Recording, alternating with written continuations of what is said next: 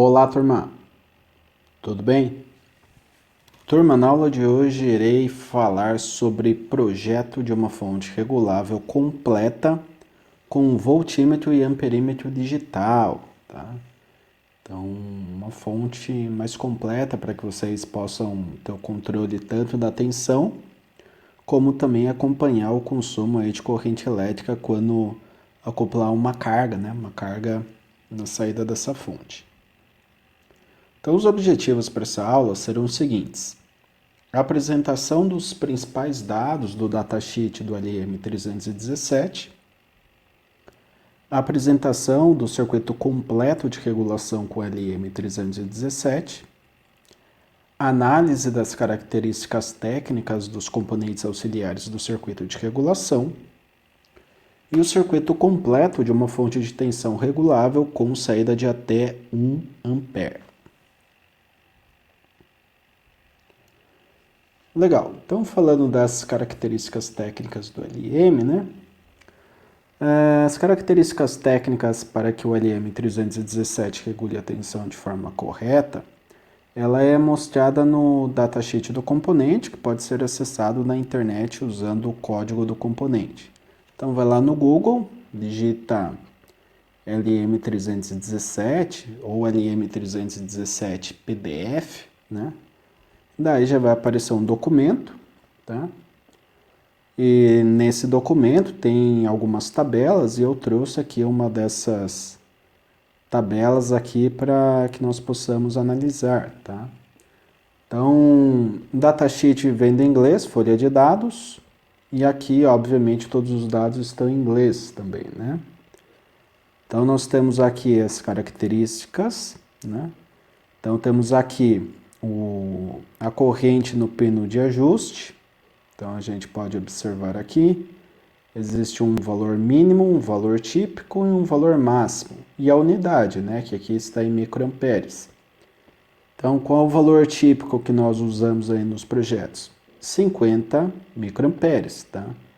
Na grande maioria das vezes, tipicamente, nós teremos 50 microamperes no terminal de ajuste do LM317.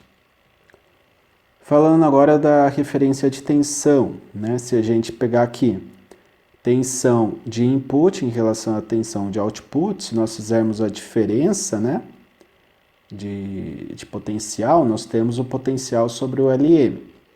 Então, esse potencial pode variar de 3 a 40 volts, tá? E 10 miliamperes, tá? Até a corrente máxima, sendo que a potência ela deve ser menor ou igual, obviamente, à potência máxima do dispositivo. Então, aqui nós temos a referência para a tensão de referência, tá? Que é o que é colocado aqui. O valor mínimo 1,2, o típico 1,25, que é aquele Zener, né, que estabelece para nós o Zener interno do LM317, e o valor máximo de 1,3 volts. Corrente mínima de carga aqui para manutenção de regulação, tá? Então aqui é um caso onde nós temos diferença de potencial entre entrada e saída de 40 volts. Então, nesse caso aqui, nós teríamos uma tensão lá de saída, que seria o próximo a esse 1,25, só que daí precisamos de uma corrente mínima para manter a regulação de tensão. Esse consumo mínimo seria de 3,5 mili, né, tipicamente, e o máximo aí de 10 miliamperes. Aqui nós temos a saída de corrente máxima, né, para o componente. Está aqui a especificação para diferença de potencial entre entrada e saída menor ou igual a 15 volts e para essa diferença igual a 40 volts, né? Nós temos aqui 1,5 amperes, tá? O valor mínimo, e 2,2 amperes como valor típico, tá? Como corrente máxima de saída. Sendo que nós teríamos aqui, para o caso de 40 volts sobre o componente, ou seja, o caso onde nós teríamos a tensão ali de saída no componente acoplado ali na fonte de 1,25 volts aproximadamente, variando de 0,15 a 0,4 amperes. Tá? E aqui a tensão de regulação, basicamente indicando para nós que nós temos uma regulação entre 3, né, quando o componente LM317 está operando entre 3 a 40 volts sobre os terminais de entrada e saída. E aqui existe aqui uma relação percentual, né, de 0,02, tipicamente, e 0,07 percentual por volt. Então, isso daqui traz uma característica aí de regulação de tensão, em termos percentuais. Legal. O LM317 ele é capaz de fornecer regulagem de tensão extremamente boa, mas alguns cuidados eles são necessários para obter o desempenho máximo. Para obter o melhor desempenho, o resistor R1 ele deve ser conectado o mais próximo possível do regulador para minimizar as quedas da linha que vão aparecer aí efetivamente em série com a referência, degradando assim a regulação, né?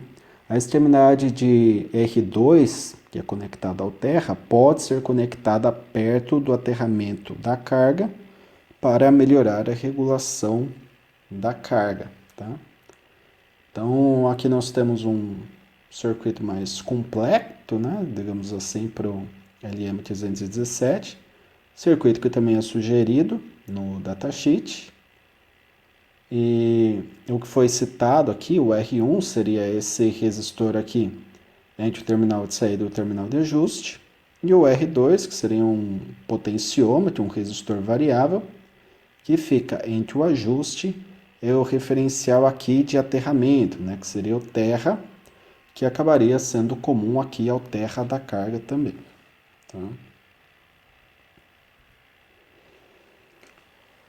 Um capacitor aí, né, do tipo disco cerâmico de 0,1 microfarads, tá? Da entrada, e nós temos aí um capacitor de tântalo também de 1 microfarads, ele é recomendado para reduzir a sensibilidade à linha de entrada, né, na impedância de entrada.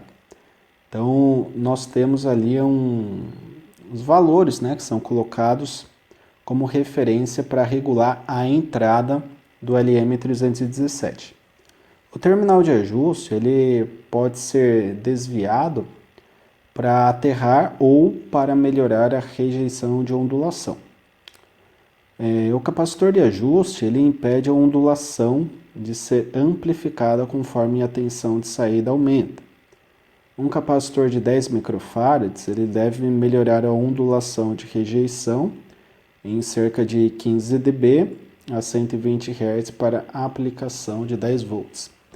Esse dB aqui, tá, turma, está relacionado a uma grandeza até utilizada em áudio, né, que seria o decibel, mas nesse momento não interessa muito para nós, tá? A gente tem que focar mais nesses parâmetros que são colocados pelo datasheet de capacitância para melhorar a regulação e rejeitar aí alguns ruídos que poderiam interferir na qualidade da fonte. Tá?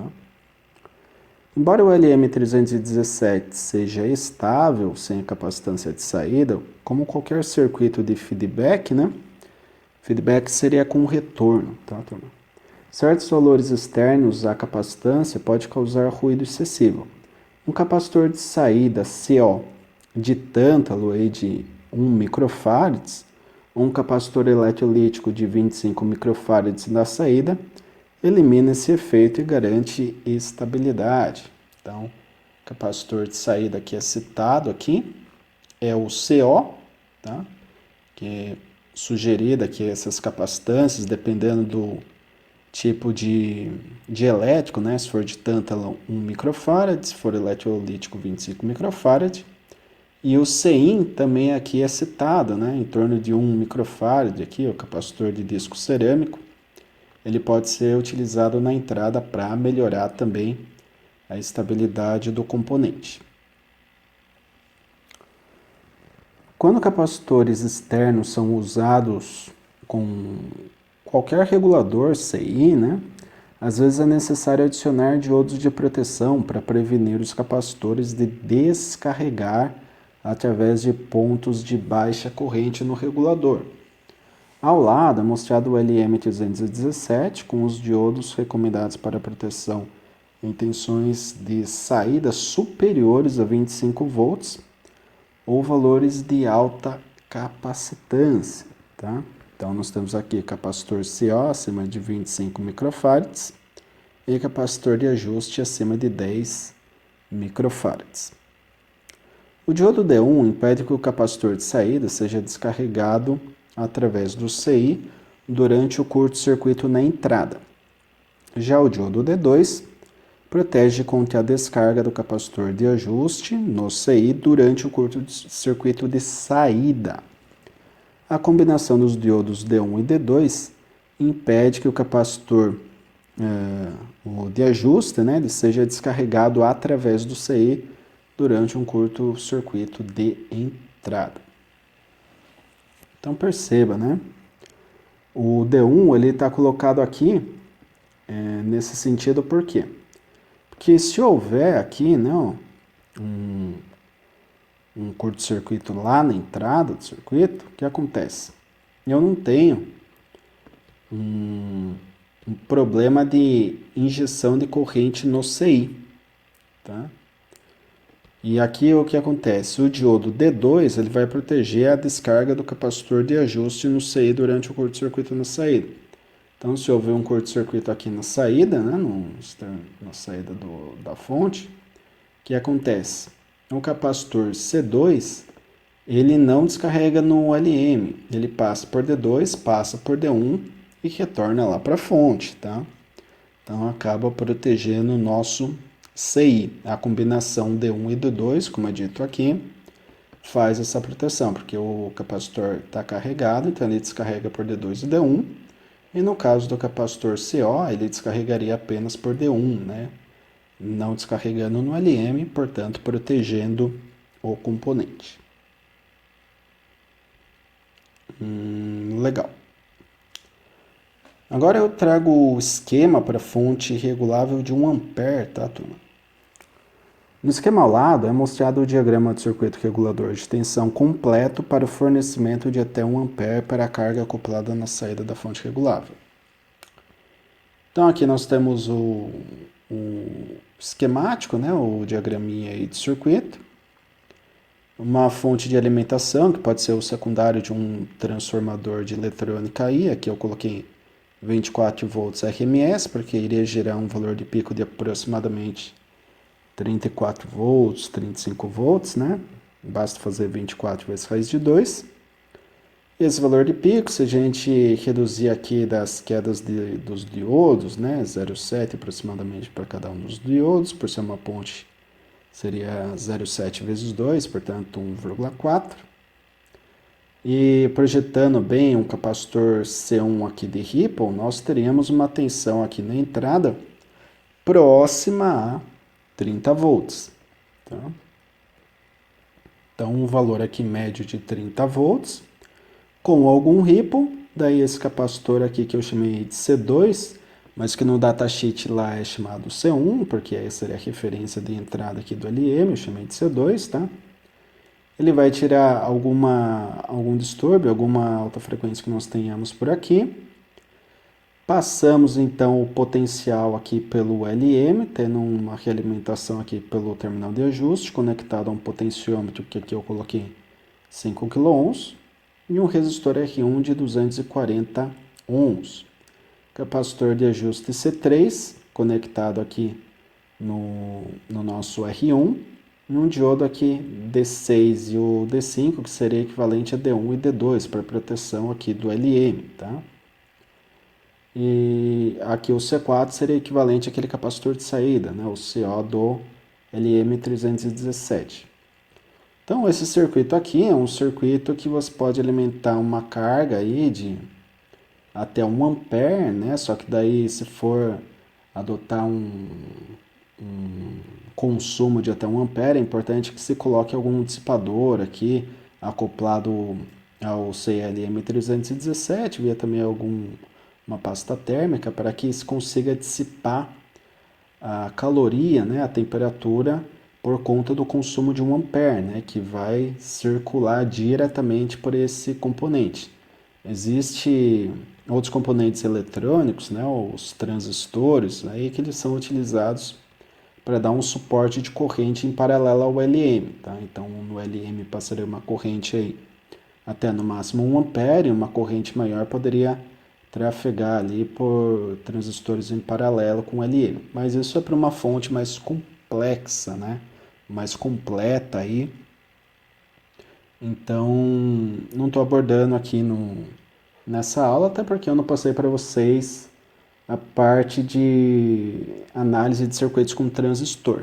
Vocês ainda vão estudar no próximo semestre, né? Então aqui nós temos o projeto de uma fonte regulável de 1,25 volts aqui da saída em relação ao terra, até 30 volts, com possibilidade de consumo de até 1 ampere, tá? Então esse circuito aí pode ser testado em um segundo momento lá na escola, tá? Ou quem tiver a possibilidade aí de ter os componentes, fazer a montagem protoboard mesmo para verificar esse funcionamento, que é um circuito bem interessante. Agora eu vou falar do esquema de ligação do nosso circuito regulador de tensão em relação ao voltímetro, tá? Na figura a seguir é mostrado o esquema de ligação do amperímetro e voltímetro para qualquer circuito. O voltímetro é conectado em paralelo e o amperímetro ele é conectado em série com o circuito. Então eu peguei esse dispositivo aqui, tá?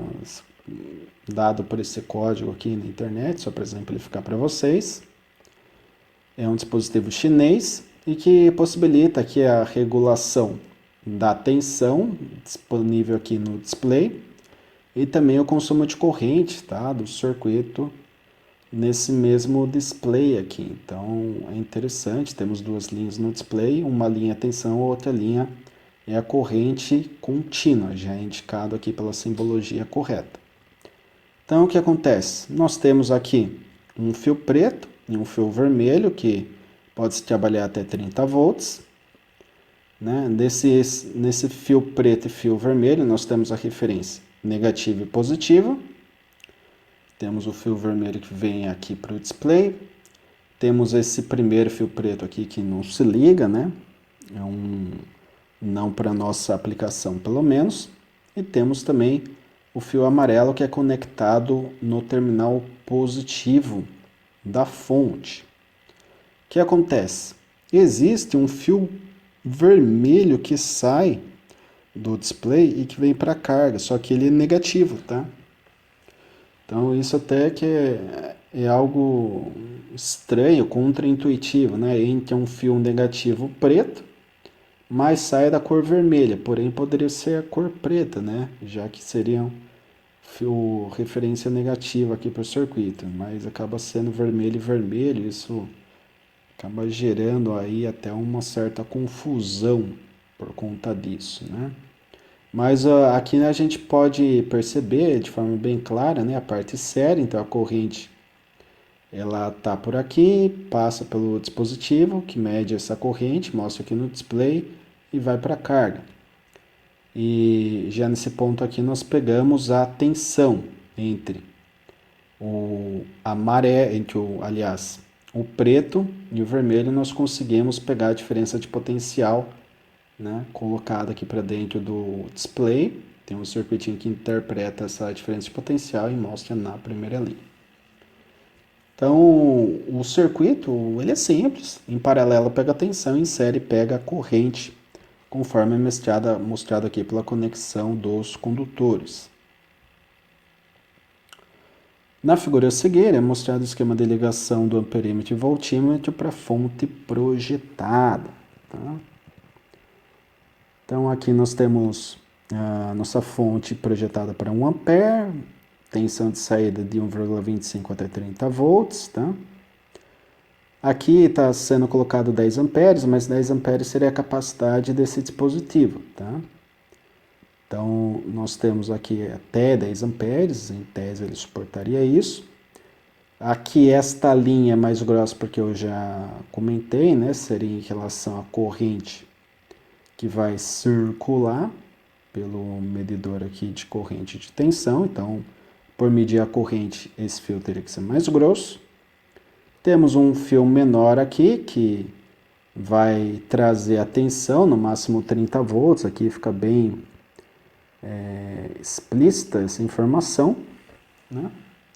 Nós temos aqui uma informação interessante, o fio fino amarelo, o sensor do voltímetro, de no máximo 100 volts, tá? Para esse tipo aqui de display. Então, essa é a conexão simples, tá? Para uma fonte de bancada aí, de 1,25 até 30 volts e 1 ampere, né? E aqui você pode conectar esses terminais aqui para conexão de cabos do tipo banana-banana, né?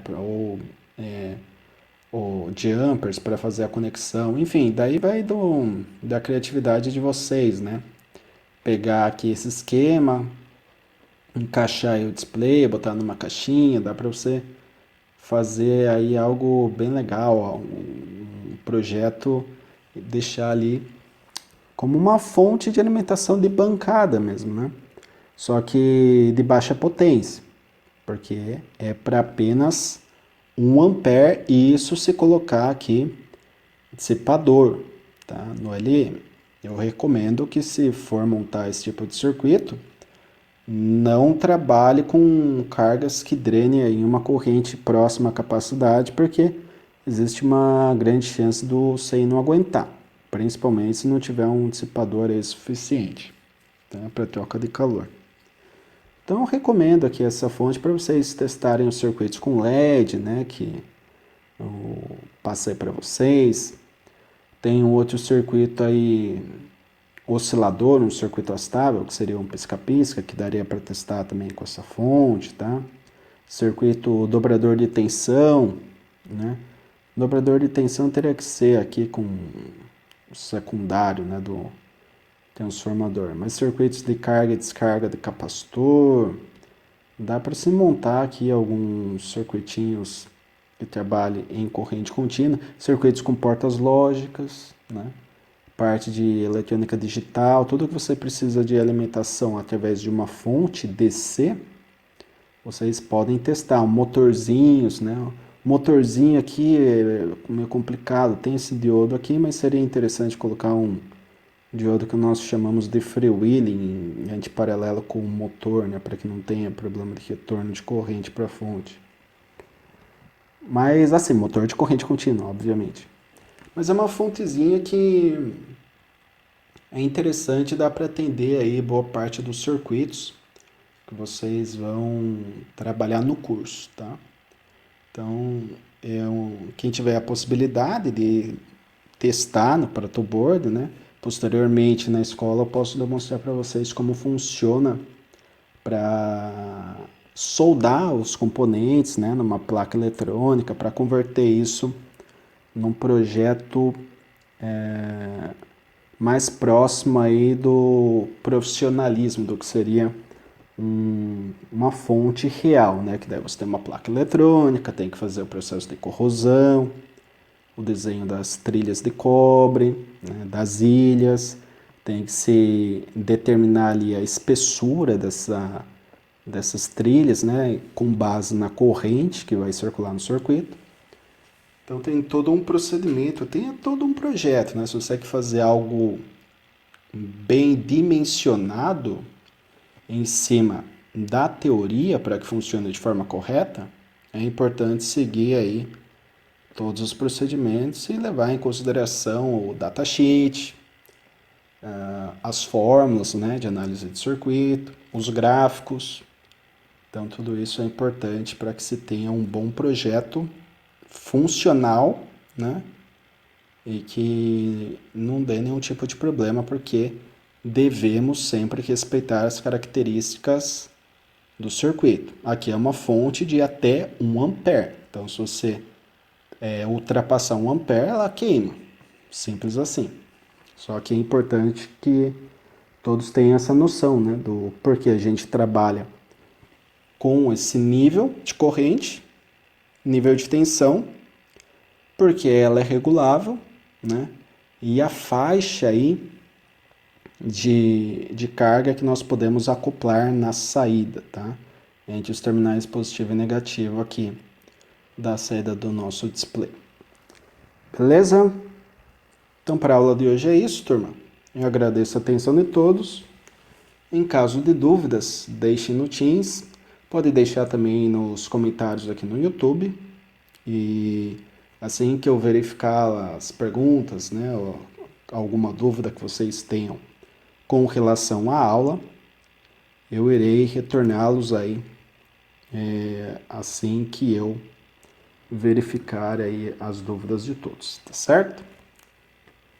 Então é isso, grato pela atenção de todos, desejo bons estudos, bons projetos e até a próxima.